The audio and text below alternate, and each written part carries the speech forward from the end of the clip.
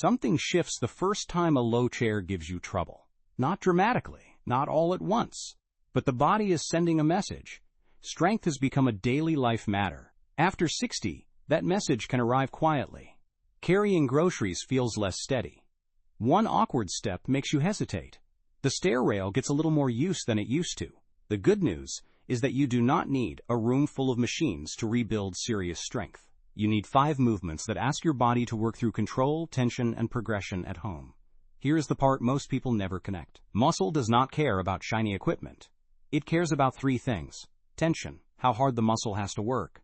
Range, how far you load it under control. And progression, how you force adaptation over time. That is why body weight and simple equipment can be so effective. The movement has to be chosen well. Over the next few minutes, I will walk you through 5 exercises. I will show you how to make each one easier. I will show you how to make each one harder. And I will show you how to use them in a simple weekly routine without unnecessary joint stress.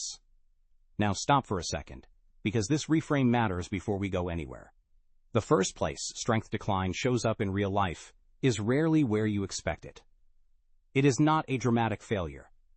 It is a quiet drift. Posture softens. Pulling strength fades. One side starts compensating for the other. That is why we are starting with the upper back, not the legs. If your shoulders drift forward by the end of the day, that is a signal worth taking seriously. Body rows deserve your attention. These can be done on rings, a bar, a sturdy setup, or even a solid table if it is safe. Keep the body rigid. Pull your chest toward your hands. Squeeze the shoulder blades together for a second. Then, lower slowly. No sagging hips, no yanking. Why does this matter so much for adults over 60? The muscles along the upper back help maintain posture and support shoulder position. Most people do far more pushing than pulling in daily life and in exercise. Rows help restore that balance. They also train strength without locking the lower back into a fixed hip hinge position. That makes them a friendlier choice for many people at this stage who want upper body work without feeling jammed up afterward. A clean starting benchmark is 3 sets of 8. A solid goal is 3 sets of 12. If that becomes manageable, elevate the feet and make the angle more demanding. Slow lowering tells the truth here. If you can lower under control and keep the body straight, you are building the kind of strength that carries into lifting, carrying, and posture. But here is what most people never ask. If pulling is this important, what happens to the legs while that drift is setting in? The answer is worth paying attention to. The rear foot elevated split squat is one of the most useful tools for closing the leg strength gap after 60. One leg works. One leg stabilizes. That alone changes the challenge. Instead of loading the spine heavily, you train the legs hard with body weight or a light load while staying focused on balance and control. Standing up, climbing stairs, and catching yourself are rarely symmetrical tasks. This movement trains exactly that. Set your front foot far enough forward that your heel stays down. Let your knee travel over your toes. Use a slight forward lean so the glutes can contribute. Lower with control for about 3 seconds. Pause briefly, then drive up through the midfoot and heel. If you are new to it, shorten the range and hold on to a support. Do not chase depth. Chase steadiness. A practical benchmark with body weight is 3 sets of 10 per leg. Once that feels solid, add a backpack or dumbbells, then build reps, then difficulty, then load. One variable at a time. One leg work can create a strong leg stimulus while reducing spinal loading. That makes this movement especially useful when you want strength with less wear on the back. And the next movement addresses something your shoulders need that most pressing exercises never actually deliver. Ring push-ups are often dismissed because they look less demanding than a bench press. But rings add 2 useful challenges without forcing you into a fixed hand position. Your hands can rotate, your shoulder blades can move naturally, your body can settle into a groove that feels more comfortable. For many people, that makes the movement feel smoother while still being demanding. Set the rings around hip height to start. Keep your body in a straight line. Lower slowly for about 3 seconds. Pause for 1 second at the bottom. Then press up with control. If you need an easier version, raise the rings, or reduce the body angle. If you want more challenge, walk the feet back or eventually add a weighted vest. A useful target is 3 sets of 8 to 12 reps.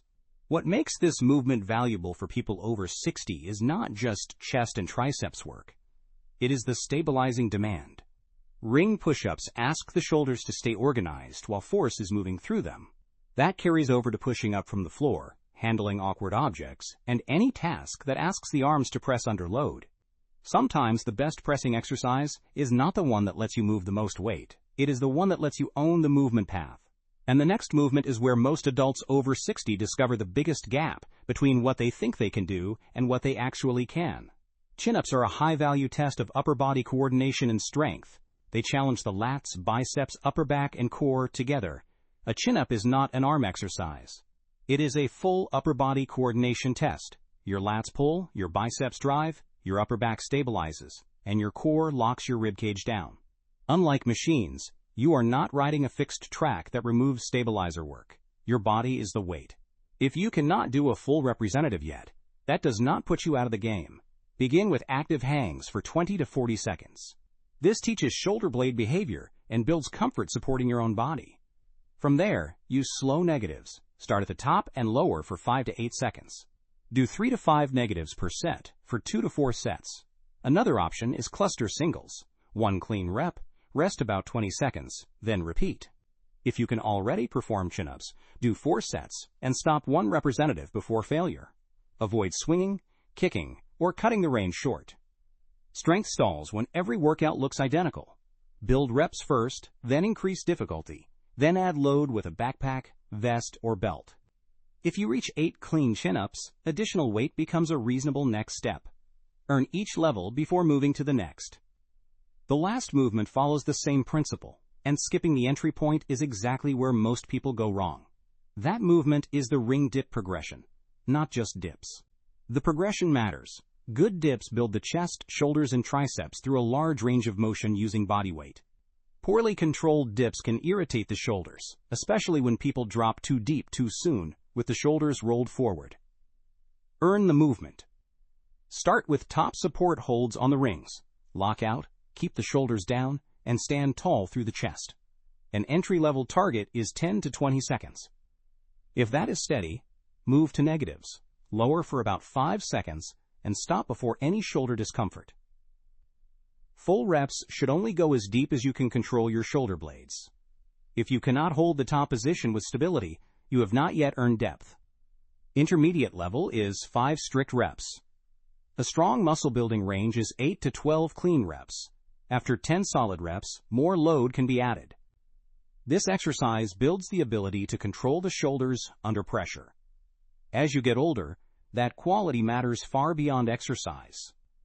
It shows up when you brace yourself, lower yourself, or push through your arms with confidence. That kind of control can be just as valuable as raw force. Train the same 5 movements, 2 to 3 days per week. For adults over 60, that frequency is enough to drive real adaptation without accumulating unnecessary fatigue. Keep 1 to 2 reps in reserve most of the time. Control the lowering phase for about 2 to 4 seconds on most reps. Track progress once a week. More clean reps, better control, a harder angle, a longer hold, or a little more load. You do not need to chase exhaustion. You need to give the body a reason to adapt. Walking is healthy, and I would never talk someone out of it. But walking alone may not provide enough resistance to rebuild the strength patterns behind climbing, rising, pulling, pressing, and stabilizing. These 5 movements cover those patterns directly. Body rows restore pulling strength and posture support. Split squats train the legs without piling stress onto the spine. Ring push-ups teach pressing with shoulder stability. Chin-up progressions build honest pulling strength. Dip progressions teach controlled pressing under pressure. Together, they form a compact system that stays grounded in movement quality. Save this routine. 5 movements, 2 to 3 times per week, progressing 1 variable at a time. Comment which of the 5 would challenge you most right now. And if you want more at-home strength routines built for adults over 60, subscribe and share this with someone who wants steadier, stronger movement in daily life.